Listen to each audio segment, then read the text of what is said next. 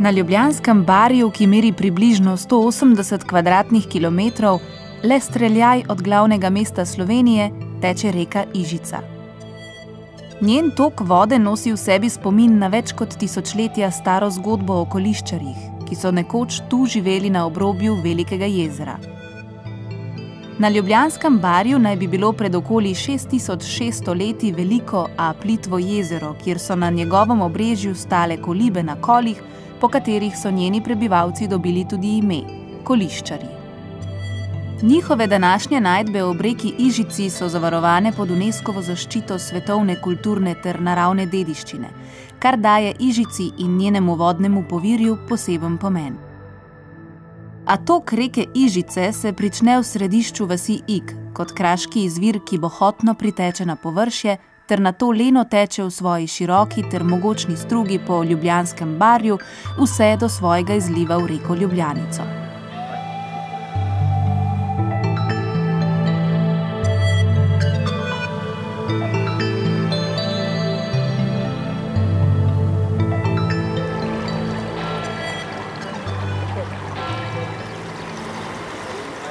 No, vidiš, tale vodnjak pa že kar sam nakazuje, kaj tokrat raziskujeva. Samo mene bolj kot koliščarji, pa najdišča koliščarjev, pa vse te zgodbe o koliščarjih, zanima zgodba reke Ižice po Ljubljanskem barju. Zaradi svoje res edinstvene vodne krajine skriva zatočišče za mnoge redke živalske vrste. Res je. In pravzaprav je ena velika vodna spužva, veš, to barje. Zato, ker najprej je bilo jezero, potem močvirje, na koncu pa barje, izsušeno barje. Včasih pa menda tudi pristanišče. To veš? Nisem. Ampak za vse te spremembe barja je odgovoren človek in njegova potreba po hrani. Ampak vse to bova danes videla na najini super zanimivi poti, samo če ti ne boš padel s kanuja ali pa kaj takega. Ne bom. Zato ker sem poskrbel za preventivne ukrepe, nič nas ne sme presenetiti. Vse bo v redu, sam če naš iz kanuja padel. Pejva, prosim, preden izgubiš dušo. Ja, sem raba, veš, preventivno.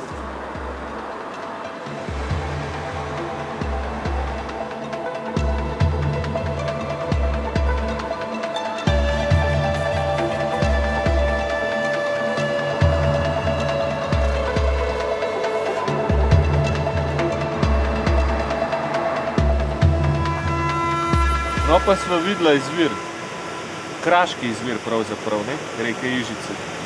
Kar en tak pravličen ribnik pod mostom, no, brštoš.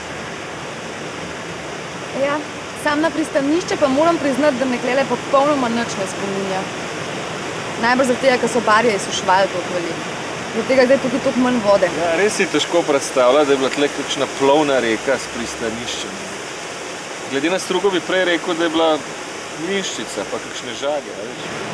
Vse bo v redu, mlinščica, žagnica, samo da ti z rokavčki ne greš plavat klele noter. Ja, ne še. Vidim pa tamle naprej enega domačina na mostu in ga lahko vprašava, kako je bilo kle z mlinami pa žagami, ja? Ta pravš? Ja, izvolijo.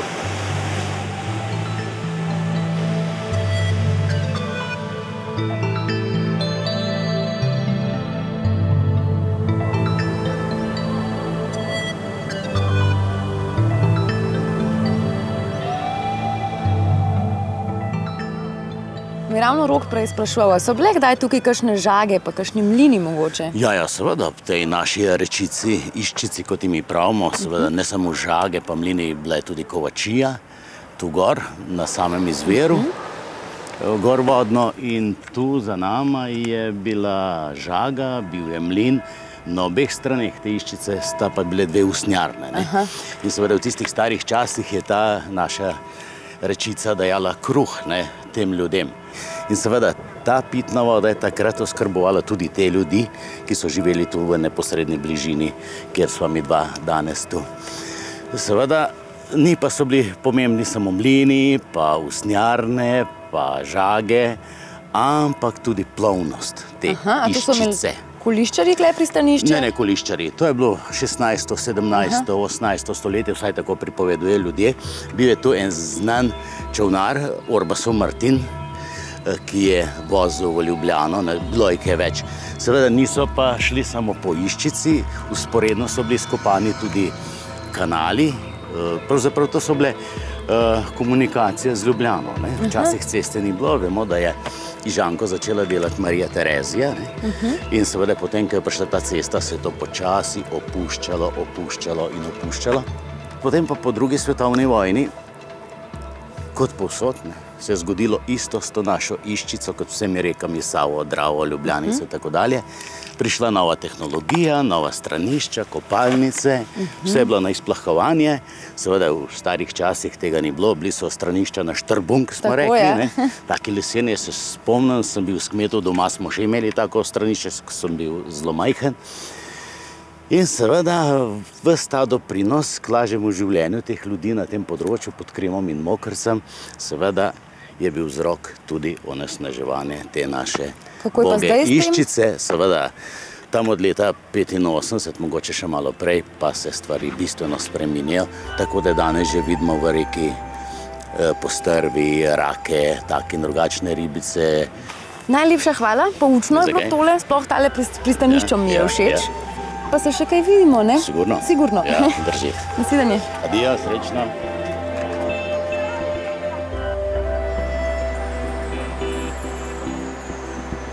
Voda je temeljni element nastanka in obstoja Barjanske ravnice ter naselij ob njej, ki so se skozi tisočletja neprestano spreminjala. Ljudje so vodo prilagajali in vodno krajino toliko časa spreminjali, da so jo prikrojili svojemu bivanju, do današnje oblike. Grabni, prekopi, močvirja ter ostanki mlinščic nakazujejo na to.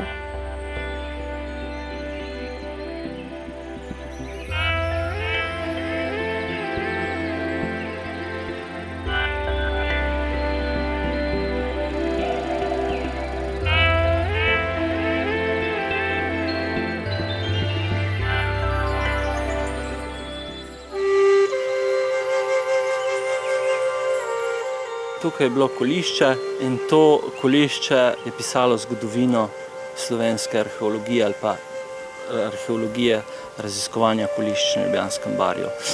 Zdaj, da smo pa to uvrstili oziroma vključili v ta UNESCO projekt, da tako rečem, UNESCO ščiti kolišča, ščiti neke lokacije.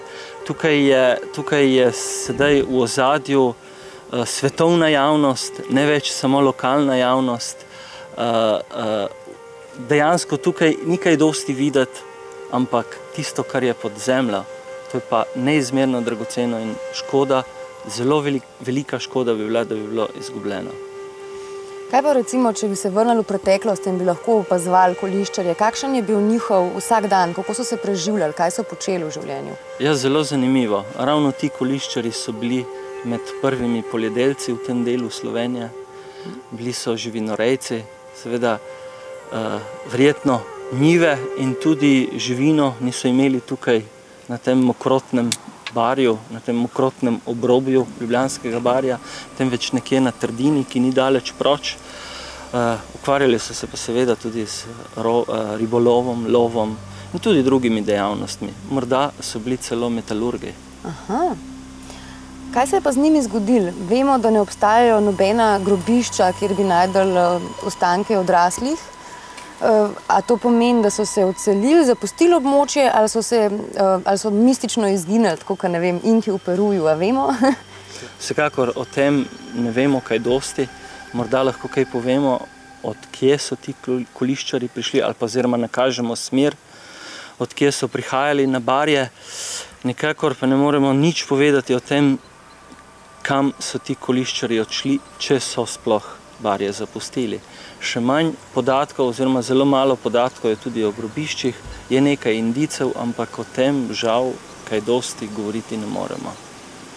Zdaj bi morda predlagal, tukaj sva na sredi nekega jarka, da si greva ogledati še nekaj drugih koliščarskih lokacij. Super, jaz sem za, takoj. No.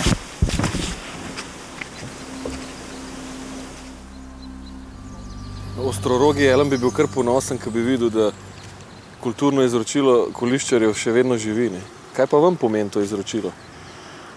No, če želiš rasti v prihodnost in delati za prihodnost, moraš seveda najprej poznati svojo zgodovino, svoje korenine in zelo pomembno je, da je res ta identiteta znana, jasna, da veš, iz česa izhajaš, da je pač prihodnost lahko bolj svetla. Super rečeno, ne? Zdaj v bistvu vaše društvo pravzaprav skrbi, da se to kulturno izročilo še kar, da se koliščarski duh, da je še vedno prisoten iz unih časov. Kako vam to uspeva, koliko časa vam to uspeva? No, že nekaj let se v okviru projekta v deželi koliščarjev trudimo oživljati to obdobje, tako da pripravljamo različna predavanja. Zadnje 4 leta pa tudi eno tako večjo prireditev, Koliščarski dan, kjer uprizorimo tudi jalnove bobre, pripravimo predstavo, predavanja, različne delavnice in se poskušamo uživeti v tisti čas, torej kako so živeli koliščarji. Ni jim bilo lahko, kar veliko so mogli narediti za to, da so lahko preživeli. Našli so pa tudi neke ostanke brezove smole z koliščarskimi zobmi noter. Čemu ne bi to služilo? Ja, domnevamo, da so koliščarji očitno poznali tudi čigumi, torej imeli prvi čigumi. Namreč velikokrat izhajamo morda iz starih zgodb, ko poznamo bolj neandertalca ali pa jamskega človeka in predvidevamo, da je bil tudi koliščar tak, vendar ni bil v tistem času, ko so bila na Barju kolišča, so v Egiptu rasle piramide in koliščarji so bili kar zelo iznajdljivi, tudi bomo rekli pametni, postavljali so kolibe res v taki smeri, da so čim bolj izkoristili sonce in podobno. Tako da jih morda po krivici imamo za malo bolj primitivne, kot so v resnici bili. Se pravi, to ne bi oni res žvečali? Ja, domnevajo, če ne bi našli noter odtisov zob. Ni še noben probal? Ne. Ok, zdaj pa lahko še malo uživava v predstavi. Tako je.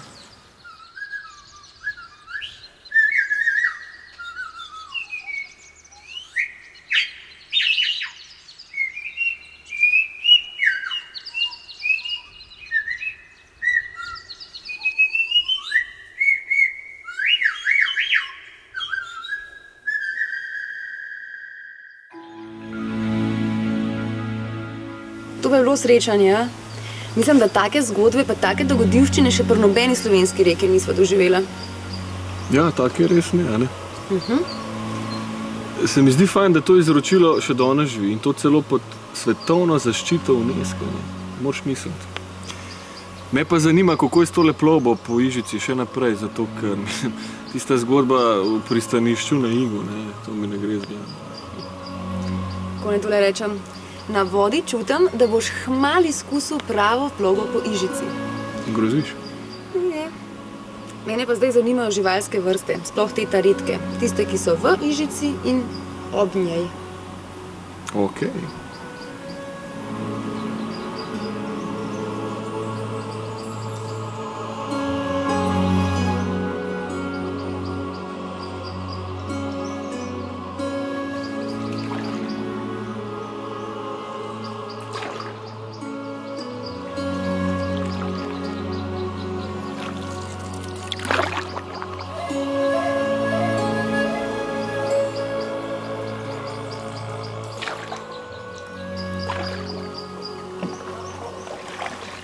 O, presenečenje na vodi vidim.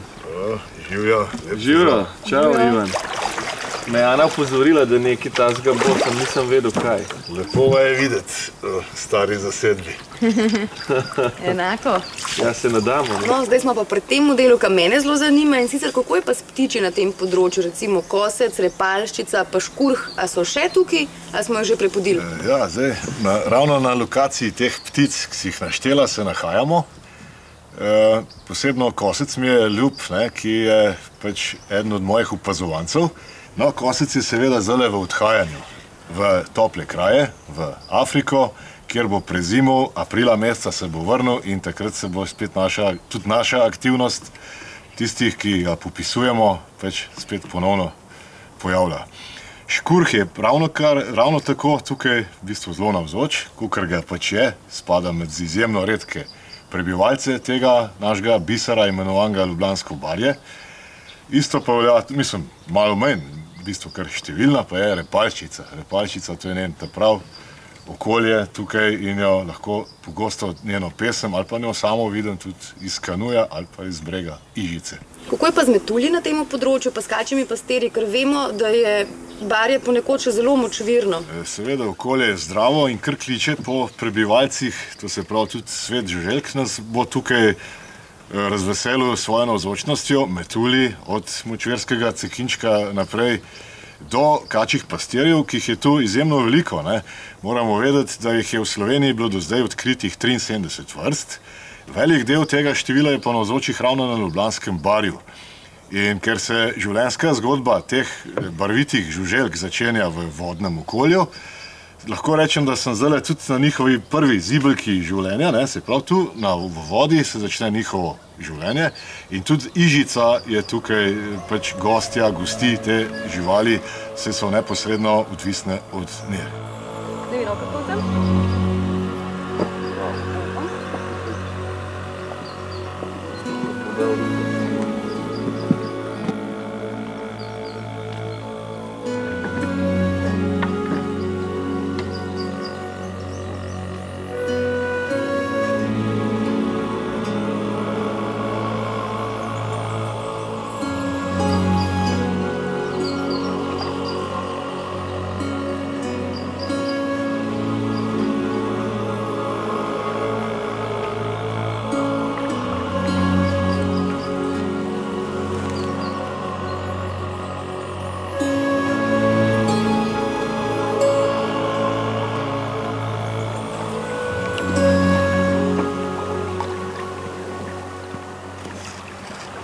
Živjo. Živjo. Zdravo. Mene nekaj zanima. Ja. Glede na to, da je Barje zelo močno odvisno in povezano z vodnimi ekosistemi, kaj vse živi sploh pod vodo? Tukaj je zelo veliko bogatstvo rastlinstva, recimo tako alg, kot tudi različnih makrofitov, višjih rastlin, kot pa tudi živalstva. Pod vodo recimo živi veliko nevretenčarjev. To pomeni tistih organizmov, ki jih ponavadi vidimo na kopnem, v odraslem stanju, večino svojega življenja preživijo kot ličinke v vodi. Recimo kačji pastirji, komarji, muhe enodnevnice. Metode za vrednotenje ekološkega stanja razvijamo na Inštitutu za vode. Cilj vodne direktive, eden izmed ciljev vodne direktive, je doseganje in ohranjanje dobrega ekološkega stanja voda. To je tudi potem osnova za upravljanje z vodami, s čimer se ukvarjamo na Inštitutu za vode. Namen vodne direktive je uskladitev vseh rab človeka, recimo kmetijstva, namakanja, izsuševanja, tako da bo vodno okolje nam še nudilo svoje usluge. Ja, hvala za ta izčrpna pojasnila. Zdaj pa, Ivana, smo mi na cilju že? Ne, še, moramo pa še malo potovati. Gremo malo po strugi še naprej. Prav.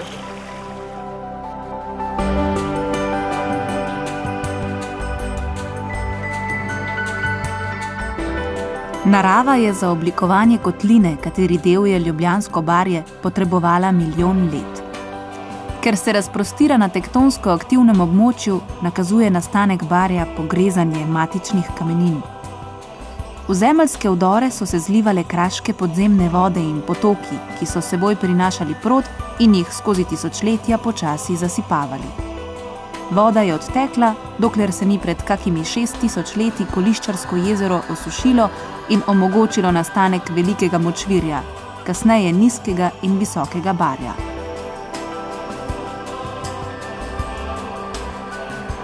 V plasteh odmrlih delov barjanskih rastlin, ki na barju zaradi pomanjkanja kisika ne se gnijejo, pač pa se kopičijo, nastane šota. Ta šota je bila tudi razlog kasnejšega izsuševanja močvirja za potrebe po obdelovalnih površinah, ki se je že od 16. stoletja začela udejanjati na barjanskih tleh in traja vse do današnjih dni, ko so človeški posegi to Ljubljansko barje spremenili v neskončen mozaik travnikov, njiv in jarkov, kar daje bivališče mnogim rastlinam ter živalim, ki jih drugod po Sloveniji in Evropi le še redko srečamo.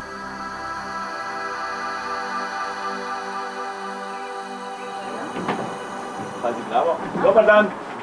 Kako je z vodnim režimom Ljubljanskega barja oziroma kakšna je njegova prihodnost? Vodni režim na barju pomeni zadrževanje voda, umirjanje voda. In človek, koliščarji so se imenitno prilagodili tem za svojim načinom bivanja. V zadnjem stoletju pa je prišlo do gradenj, ki temu niso bile prilagojene. In to je škoda. Da pa se popraviti s tem, da se seveda upošteva visoko vodo, da se upošteva njeno dinamiko in s tem bi kakovost življenja na barju lahko postala resnično visoka, barje bi lahko postalo bivalno zelo privlačno in seveda tudi kakovost habitata, življenjskega okolja rastlin in živali bi bila s tem rešena. Jaz verjamem, da je to vizija, ki jo je treba uresničiti in mislim, da bo pomenila veliko bogastvo za Ljubljano. Kaj pa zdaj, ko se je s to 100-letno rabo intenzivno šote zgodilo to, da je šote zmanjkalo in se voda vrača nazaj v svoje naravno okolje? A to pomeni, da je zdaj Ljubljana poplavno ogrožena ali smo varni? Šota je delovala in deluje na nek način kot goba. Je nekoliko izkrčena, pa vendar celo barje je velika goba. In to sposobnost upojnosti in zadrževanje voda je treba ohraniti tudi v prihodnje. In z načinom urbanizacije na recimo prilagojenih gradnjah to lahko pravzaprav varujemo, ohranjamo in to je tista razvojni potencial, ki ga Ljubljana potrebuje. In v povezavi z recimo vodam prilagojeno gradnjo in pa infrastrukturo kolesarskih poti, pešpoti in pa primerno plovbo, bi Ljubljana seveda dobila velik vrt, velik rekreacijski potencial in pa tudi zelo dragocen habitat na pragu mesta. Je pa tudi tako tista famozna poplava, ki je bila kakšen let nazaj na Viču. Škoda bi bila še večja, če ne bi bilo barja. Absolutno. Če ne bi imela voda prostora za razlivanje, bi bila ta voda hitrejša, bolj visoka in seveda povzročila več škode. Zato je pravzaprav barje rešitelj Ljubljane, ki pa ga mora seveda z umnim načrtovanjem mestni urbanizem upoštevati in iskati oblike, ki so prilagojeni vode, oblike, ki pa omogočajo razvoj, trajnostni razvoj.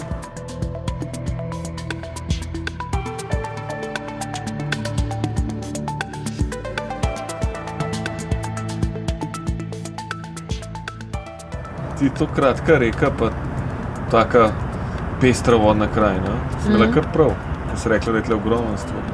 Ti zdaj bolj jasen, dejansko zelo bogata svojo tisočletno zgodovino. Pa ne samo to, še zatočišče za mnoge ogrožene živalske in rastlinske vrste. Kaj sem ugotovil? Barje povezuje Sredozemlje s Podonavjem v bistvu in edinstveno mokrišče v svetu sploh. In ponuja vrsto rešitev za prihajajoče klimatske spremembe. In to brez rokavčkov. Tudi brez heca. Za te prihajajoče klimatske spremembe je ravno ohranitev in varovanje mokrišč tisto glavno. Zato mislim, da je za barje in tudi za vse prebivalce okoli barja to zelo svetla prihodnost. Lahko. No, lej, po domač povedam, barje ščiti Ljubljano pred poplavami. In je idealno mesto za sprostitev in rekreacijo. In tako mora biti. Za uživancijo. Ja, to je sprostitev.